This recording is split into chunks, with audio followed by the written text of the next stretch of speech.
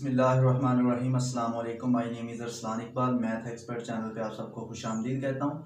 अगर आपने मेरा चैनल अभी तक सब्सक्राइब नहीं किया तो इससे पहले सब्सक्राइब कर लें ताकि आपके पास बाकी लेक्चर्स की वीडियोस भी पहुँच सकें। तो आते हैं हम अपने लेक्चर की तरफ। हमने पिछले लेक्चर में 3.3 एक्सरसाइज के 15 क्वेश्चन कंप्लीट कर दिए थे। तो आज जो हमारे बाकी क्वेश्चन रहते हैं हम वो कंप्लीट करते हैं।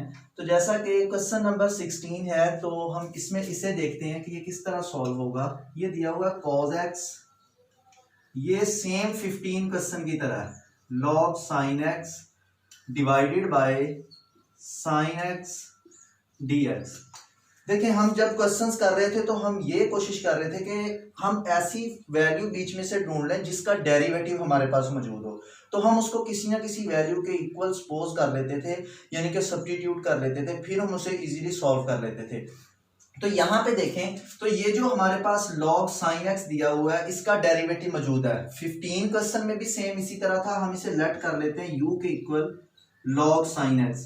अब देखिए हम फंक्शन को x वाले फंक्शन को u में चेंज कर रहे हैं तो डिफरेंशियल भी u में चेंज होगा। तो ये आ जाएगा du, इसका log sin x 1/sin x और फर्दर डेरिवेटिव क्या आ जाएगा cos x, साथ क्या आ जाएगा dx, जो कि यहाँ पे दिया हुआ है। यानी कि ये वाली वैल्यू जो है हमारे पास ये dx भी है साथ, और साथ हमारे पास cos x sin x भी है। तो इसको यहाँ पे पुट कर देते हैं तो हमारे पास du आ जाएगा इस सारी वैल्यू की जगह पे, और log sin x की जगह पे क्या आ जाएगा u आ जाएगा। तो हम इसे क्या लिख सकते हैं u square divided by 2 plus c, और बाद में ये इसकी इंटीग्रेशन हो जाएगी और u की वैल्यू दोबारा पुट कर दें log sin x whole square divided by 2 plus c। ये हमारे पास इसका आंसर आ जाएगा। आपने क्वेश्चन सॉल्व करने से पहले सबसे पहले ये देखना है क्या उसका डेरिवेटिव बीच में मौजूद है। अगर उसका डेरिवेटिव साथ है तो उसे किसी ना किसी वैल्यू के इक्वल क्या कर लेंगे, सपोज कर लेंगे। तो अब हम देखते हैं आगे वाला क्वेश्चन। तो देखें क्वेश्चन नंबर 17 में ऊपर वेरिएबल दिया हुआ है, ना ही नीचे उसका डेरिवेटिव है, कुछ भी नहीं है इसमें।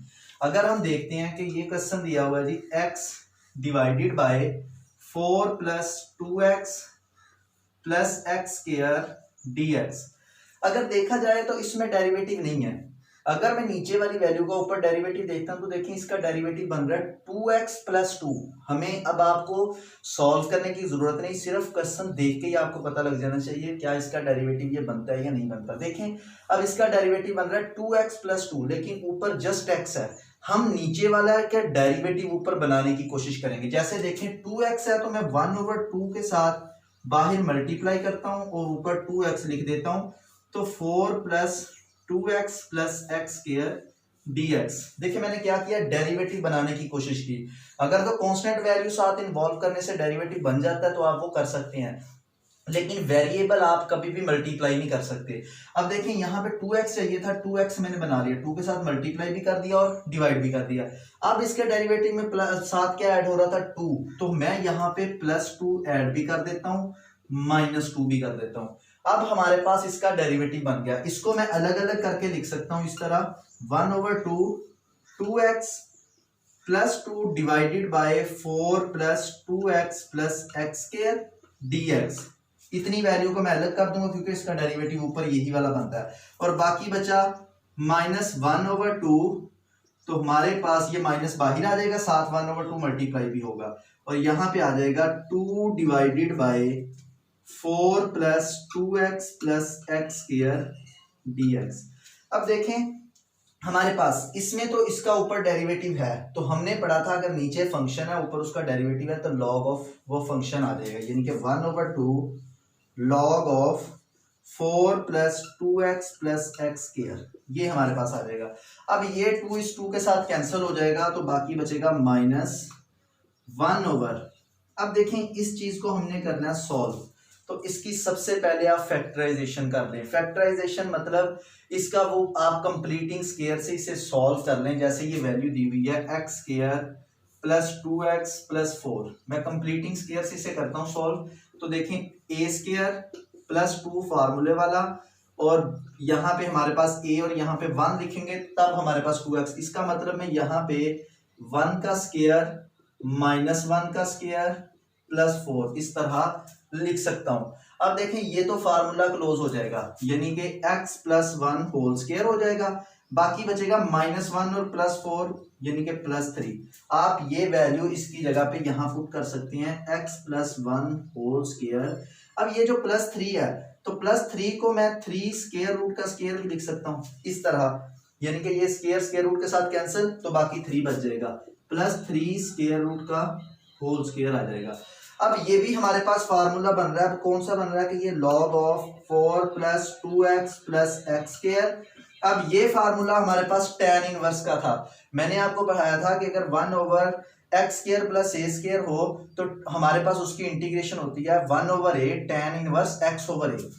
तो a क्या दिया हुआ है 3 square root -1/3 square root tan inverse x/a, x की जगह पे क्या दिया हुआ है x + 1 divided by 3 square root plus c। ये हमारे पास इस क्वेश्चन का आंसर आ जाएगा। देखिए इस क्वेश्चन में मैंने क्या किया, जस्ट इसकी ऊपर वैल्यू बनाई है जिसकी हमें जरूरत थी। जब मैंने वो वैल्यू बना ली तो हमने उसको अलग अलग कर दिया, फिर इसकी फैक्टराइजेशन करके, यानी कि इसके आपने सबसे पहले फैक्टर किस तरह बनाए हैं कि यानी कि कंप्लीटिंग स्क्वायर के जरिए से सॉल्व किया, तो आगे ये आपके पास फार्मूला बन गया। अब क्वेश्चन नंबर जो 18 है वो भी सेम इसी तरह ही होगा हमारे पास। देखिए उस क्वेश्चन में 18 क्वेश्चन जो है उसमें देखें हमारे पास नीचे जो वैल्यू दी है उसको ऊपर डेरिवेटिव नहीं बन रहा। जिस तरह देखें इसमें x था, इसमें भी x है, लेकिन नीचे x स्क्वायर था, लेकिन x⁴ है इसमें। अगर इसका ऊपर डेरिवेटिव बनाना चाहें, नहीं इसका डेरिवेटिव नहीं तो 4x³ आ रहा है, तो ऊपर हम x² तो मल्टीप्लाई कर नहीं सकते, बाहर भी करना पड़ेगा। तो मैंने कहा कि कांस्टेंट सिर्फ मल्टीप्लाई कर सकते हैं, ऐड सब्ट्रैक्ट कर सकते हैं, कभी भी वेरिएबल नहीं कर सकते। तो इस क्वेश्चन में आप आसानी के लिए ये होगा कि आप इस वाली वैल्यू को किसी वैल्यू के इक्वल सपोज कर लें, जैसे x⁴ + 2x² + 5 dx। तो आप यहां से x² लेट कर लें कि u = x², यानी कि इस तरह आप इसे सपोज कर लें। उसके बाद जब आप u = x² सपोज करेंगे तो dx भी चेंज होगा। जब मैं dx को चेंज करता हूं तो देखें हमारे पास du = 2x dx हो जाएगा। अब हमारे पास साथ क्या आ रहा है 2, लेकिन ऊपर क्या दिया हुआ है x, तो मैं यहाँ पे 2 भी लगा देता हूँ, बाहर भी 1/2 लगा देता हूँ। अब यहाँ पे वैल्यू पुट कर दें 1/2, तो 2x dx की जगह पे क्या आ जाएगा du डिवाइडेड बाय यहाँ पे आ जाएगा u² + 2u + 5। अब ये आपके पास कंप्लीटिंग स्क्वायर से सॉल्व हो जाएगा। किस तरह u² + 2u + 5, इसको मैं लिख सकता हूँ u² + 2 × u × 1 + 5 को लिख सकता हूँ 1 का स्क्वायर + 4। तो ये आपके पास क्लोज हो जाएगा u + 1 होल स्क्वायर, 4 को हम लिख सकते हैं 2 का स्क्वायर। यहाँ पे ये वैल्यू पुट कर दे तो ये भी tan इनवर्स वाला आपके पास फार्मूला बन जाएगा, यानी कि 1/2 ये आपके पास आ जाएगा du divided by u + 1 whole square + 2 square. तो आपके पास आ जाएगा 1/2। आपके पास tan इनवर्स का क्या होता है कि आपके पास 1/a यानी कि 1/2 tan इनवर्स x यानी कि u + 1/2 आ जाएगा प्लस c। और यहाँ पे दोबारा आप u की वैल्यू को क्या कर देंगे सब्स्टिट्यूट, तो आपके पास इसका आंसर आ जाएगा। अब आता है जी क्वेश्चन नंबर 19 की तरफ। ये बहुत आसान क्वेश्चन है। इसमें देखें तो हमारे पास डेरिवेटिव मौजूद है एक फंक्शन का दूसरे फंक्शन के हिसाब से, यानी कि डेरिवेटिव मौजूद है। जैसे दी हुई है वैल्यू के cos x² - x/2 और आगे मल्टीप्लाई 1/x² - 1 dx। अब देखिए अगर इस वैल्यू को मैं किसी वैल्यू के इक्वल सपोज कर लूं तो इसका डेरिवेटिव मौजूद है। जैसे मैं अगर इसे u के इक्वल लेट करता हूं x² - x/2, तो इसका डेरिवेटिव लें तो du हमारे पास आ जाएगा 1/2x² और -1/2 यहाँ पे हमारे पास dx आ जाएगा। अगर देखा जाए तो यहाँ पे 2 हमारे पास क्या आ रहा है डिवाइड में आ रहा है, लेकिन यहाँ पे 2 नहीं है। तो हम क्या करते हैं इसके साथ 2 को मल्टीप्लाई डिवाइड भी कर देते हैं और यहाँ पे 2 को मल्टीप्लाई भी कर देते हैं, यानी कि यहाँ से 2 कॉमन लेंगे तो इसके साथ कैंसिल हो जाएगा। अब हमारे पास इस वैल्यू का आगे डेरिवेटिव मौजूद है, ये वाला डेरिवेटिव। तो अब मैं वैल्यू पुट कर देता हूं तो 2 × cos u ये आपके पास du में चेंज हो जाएगा। और cos u की इंटीग्रेशन क्या होती है sin u, तो ये आपके पास साइन यू प्लस सी, और यहाँ पे आप u की वैल्यू पुट कर दें। u की वैल्यू थी x square root minus x over 2, यहाँ पे आपके पास प्लस सी, ये आपके पास इसका आंसर आ जाएगा। यानी कि आपको यहाँ पे चाहिए था 2 इनके इसके साथ इस वैल्यू के साथ डिवाइड में, तो मैंने 2 डिवाइड में मल्टीप्लाई किया, तो यहाँ पे भी ऊपर भी मैंने मल्टीप्लाई कर दिया, तो आपके पास वो कंप्लीट वैल्यू आ गई डी यू के इक्वल। इसको डी यू पुट कर दिया और आपके पास 2 cos u आ गया, और यहाँ आपने इसे इंटीग्रेट कर दिया।